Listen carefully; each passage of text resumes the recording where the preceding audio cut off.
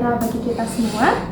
Selamat pagi Bapak Ibu penilai sertifikasi dosen tahun 2025. Perkenalkan, saya Rina Nur Fitri, dosen program studi desain komunikasi visual di Universitas Bhinneka Nusantara.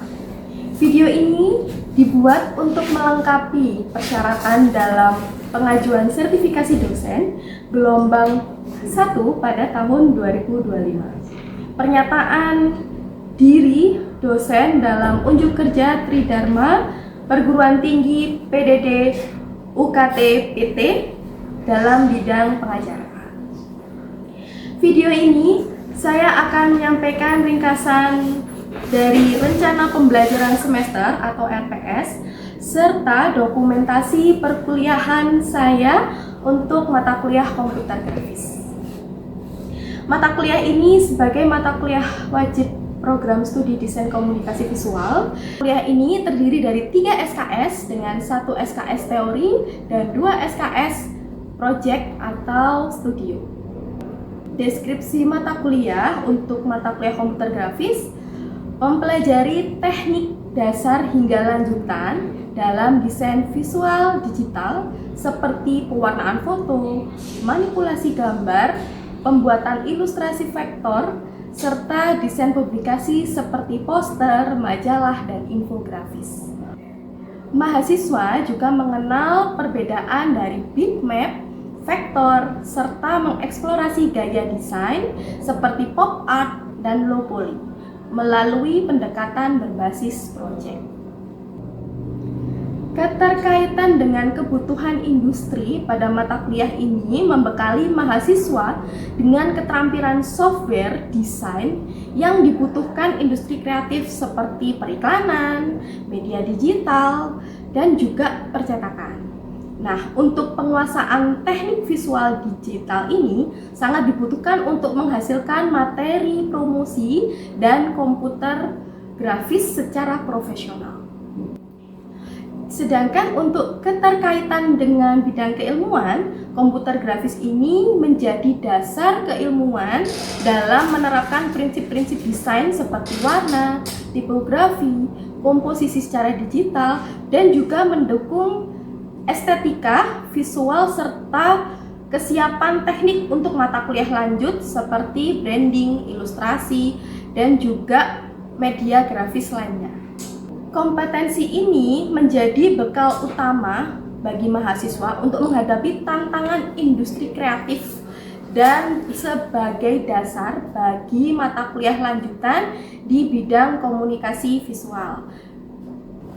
Tujuan mata kuliah ini penting bagi pondasi keterampilan visual digital yang mendukung penguasaan software dengan dukungan desain dan penerapan prinsip desain grafis. Sedangkan untuk capaian pembelajaran pada topik yang saya lakukan di komputer grafis yaitu mampu menunjukkan kriteria mandiri, bermutu, terstruktur dalam menyelesaikan karya desain komunikasi visual, mampu berpikir kritis, inovatif, dan adaptif dalam mengembangkan atau menerapkan ilmu pengetahuan dan teknologi, dan di bidang seni dan desain dengan tetap menghargai nilai-nilai humaniora. Untuk CPMK, di sini mahasiswa mampu merancang karya komunikasi visual secara mandiri menggunakan prinsip-prinsip desain dan komunikasi. Lalu untuk yang selanjutnya, mahasiswa mampu menerapkan berpikir kritis dan kreatif menggunakan pengembangan desain komunikasi visual berbasis humaniora. Mahasiswa mampu merancang karya desain komunikasi visual yang inovatif yang menjunjung nilai-nilai humaniora. Lalu yang terakhir, mahasiswa mampu memahami dan merancang karya desain komunikasi visual dengan memanfaatkan perkembangan teknologi terbaru dengan nilai-nilai humaniora. Untuk pokok pembahasan dalam komputer grafis ini ada 10, di mana yang pertama, ruang lingkup komputer grafis, yang kedua ada pewarnaan foto, yang ketiga ada teknik manipulasi foto, Yang keempat ada katalog digital atau e-katalog. Yang kelima ada pembuatan pop art. Yang keenam ada pembuatan low poly. Yang ketujuh ada pembuatan desain cover majalah. Yang kedelapan ada ilustrasi vektor. Yang kesembilan ada desain poster. Dan yang terakhir yang 10 adalah desain infografis. Untuk referensinya, di sini referensi utama dan juga referensi pendukung. Yang pertama ada Foley GD dengan Computer Graphic Principle and Practice. Lalu yang kedua ada Lupton Phillips G di sini dengan Graphic Design The New Basic.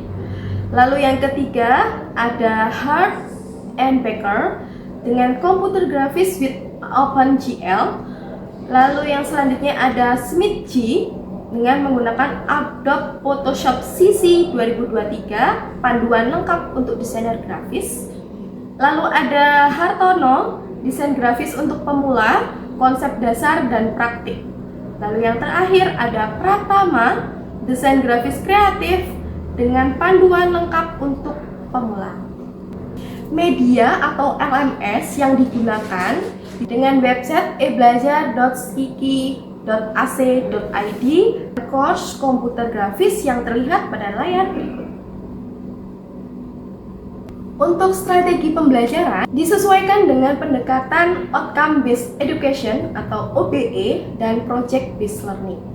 Yang pertama untuk ceramah interaktif, yang kedua ada demonstrasi, yang ketiga ada praktikum atau lab project, yang keempat ada project based learning, yang kelima ada studi kasus, yang keenam ada peer review, dan yang ketujuh ada tutorial mandiri.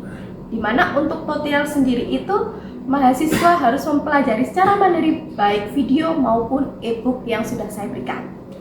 Dalam sistem penilaian dan evaluasi, di sini penilaiannya terdiri dari kehadiran ada 10%, tugas individu dan juga kelompok ada 20%, dan juga project ada 30%, dan yang tertinggi di sini adalah UAS sebesar 40%. Untuk refleksi pengajaran, nilai yang ditanamkan ada integritas kolaborasi dan juga inovasi. Upaya menciptakan pembelajaran yang lebih menyenangkan dan juga bermakna. Dalam sesi praktik, diskusi, dan juga kritik karya mendorong mahasiswa untuk lebih reflektif dan teliti dalam pengajaran yang menghasilkan desain visual. Kedepannya, pengajaran akan diperkuat dengan studi kasus, dengan industri nyata, dan evaluasi portofolio digital untuk mengukur pencapaian kompetensi secara menyeluruh. Berikut adalah video pembelajaran yang telah saya lakukan secara luring di dalam kelas untuk mata kuliah komputer grafis. Oke, assalamualaikum warahmatullahi wabarakatuh. Oke, selamat siang semuanya. Hari ini perkuliahan komputer grafis. Untuk materi kita yang ketiga yaitu tentang pembuatan katalog. Nah, untuk pembuatan katalog ini ada beberapa hal yang perlu Anda ketahui, di mana untuk capaian mata kuliahnya Anda harus bisa membuat sebuah e-katalog untuk keperluan klien dengan format PNG ataupun JPEG, ya. Oke.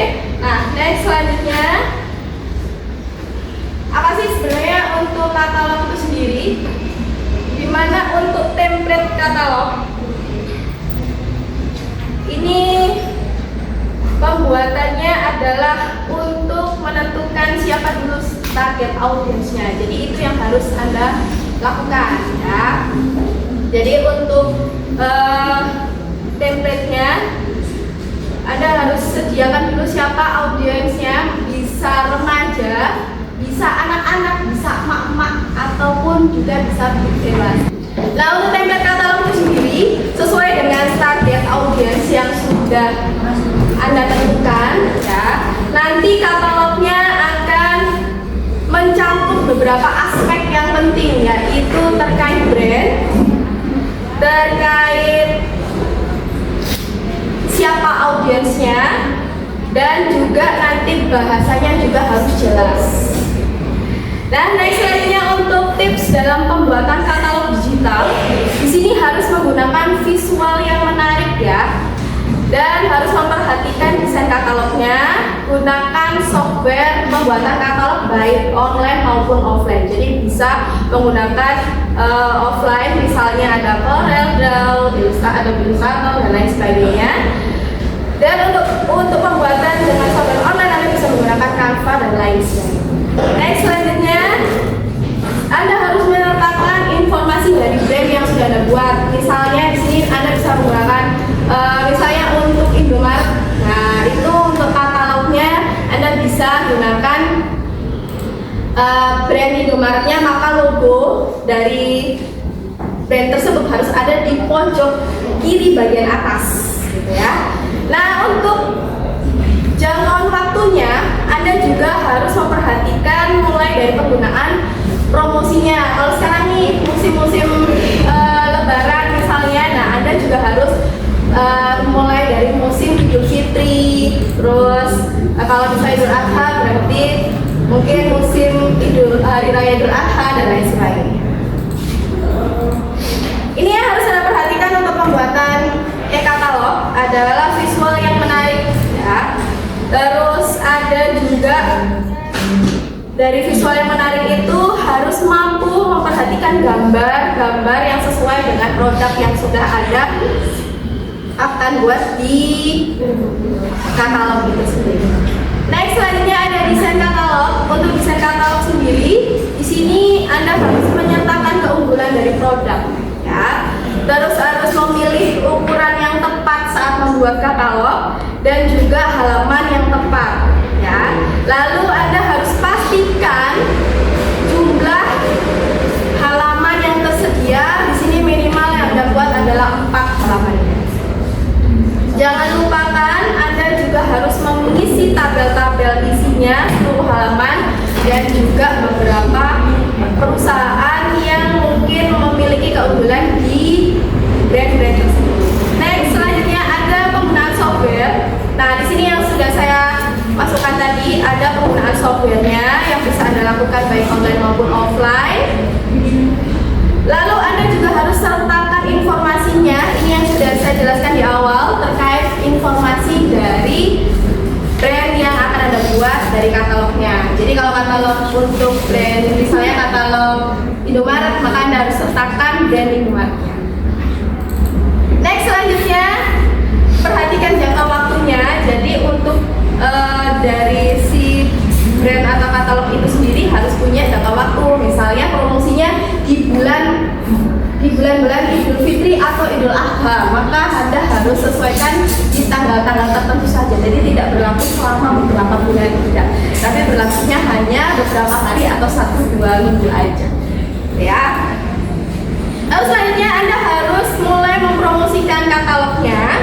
Di sini untuk promosinya Anda bisa buat formulir pemesanannya, terus ada jumlah barang yang Anda buat, dan juga ada replika serta hasil cetak katalognya. Meskipun nanti bentuknya digital, tapi Anda harus menyiapkan bagaimana kalau katalog ini akan dicetak. Jadi harus Anda persiapkan.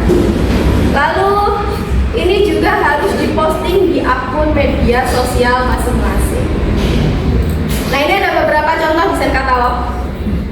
Ini ada katalog dari Carnival. Ada juga desain dari katalog Tupperware.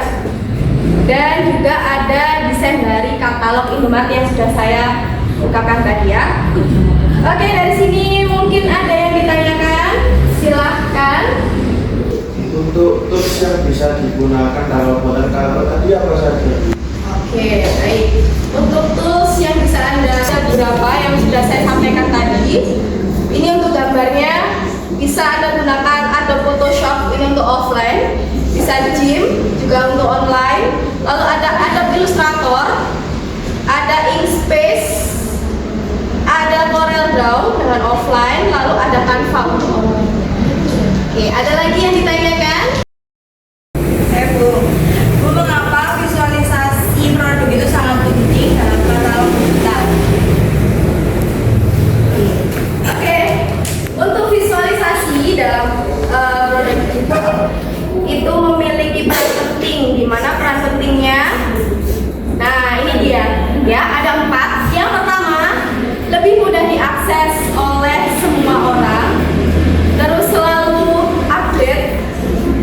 dan lebih efisien, lebih transparan dan mudah diperoleh karena barang tersebut secara e-katalog ya, dan lebih efektif untuk meningkatkan performa pengadaan barang. Jadi itu beberapa manfaat dari e-katalog untuk audiens. Nah, dari sini ada pertanyaan lagi? Oke, tidak ada pertanyaan, maka tugas Anda pada hari ini adalah Anda membuat e-katalog dengan rancangan brand-brand ternama. Anda bisa gunakan Indomaret, Ako, Alfamart, Alfamidi, dan lain sebagainya yang mungkin Anda bisa kenal. Ya, itu untuk tugas hari ini. Selamat mengerjakan.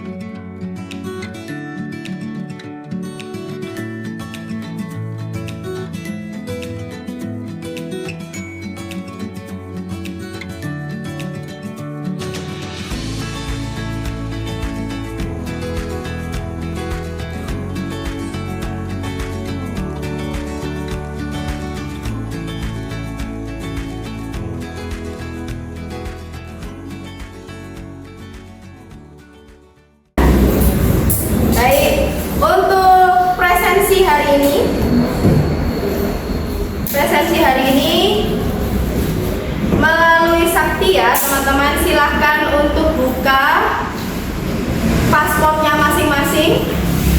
Silakan. Silakan buka paspornya masing-masing.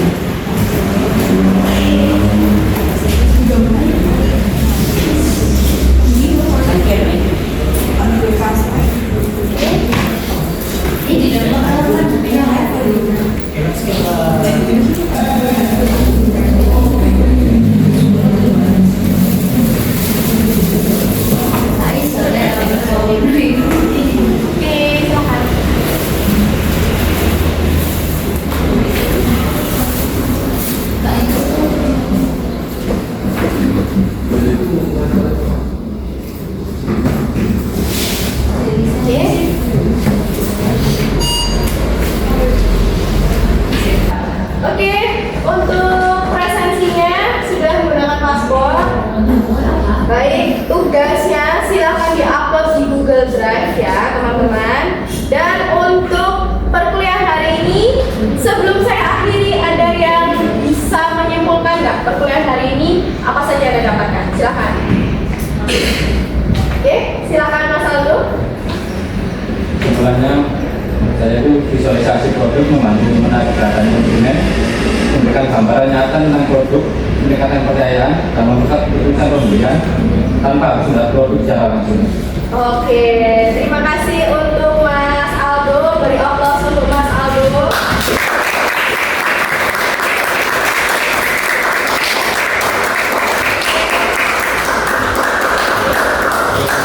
Baik, kalau untuk kesimpulannya, di sini Bu Rina akan menyimpulkan dari kegiatan perkuliahan hari ini, di mana untuk kesimpulannya dalam pembuatan e-katalog itu ada beberapa tahapan. Yang pertama, Anda harus melakukan brand awareness dulu. Yang kedua ada target audiensnya. Jadi Anda itu harus menentukan siapa sih yang akan melihat katalog Anda masing-masing, gitu ya. Lalu yang ketiga adalah penyesuaian dari si katalog itu. Pertama yang harus Anda lakukan dari penyelesaian sebuah katalog itu ada visualisasinya, ada desain katalognya, ada penggunaan softwarenya yang tadi ditanyakan ya, sama Mas Abraham tadi, yaitu penggunaan software itu bisa online maupun offline ya teman-teman. Jadi Anda bisa menggunakan Canva, bisa menggunakan Adobe, ada Photoshop, ada Illustrator, Corel, dan lain sebagainya. Lalu Anda harus menyertakan informasi brand, jangka waktu yang dibutuhkan, musim tadi ya, kita sempat bicarakan terkait musim katalog itu di tanggal misalnya di awal tahun Natal sampai tahun baru gitu. Nah itu musimnya. Dan yang terakhir Anda juga harus mempromosikan katalog tersebut di sosial media.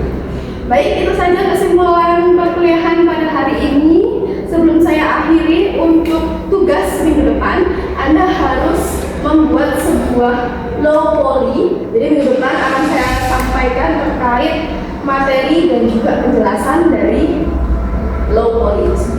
Terima kasih, saya akhiri. Selamat siang. Wassalamualaikum warahmatullahi wabarakatuh. Demikian video pembelajaran dalam mata kuliah komputer grafis pada program studi Desain Komunikasi Visual Universitas Bhinneka Nusantara. Semoga hal ini bisa menjadi bahan pertimbangan pada proses pengajuan sertifikasi dosen di gelombang 1 tahun 2025. Terima kasih.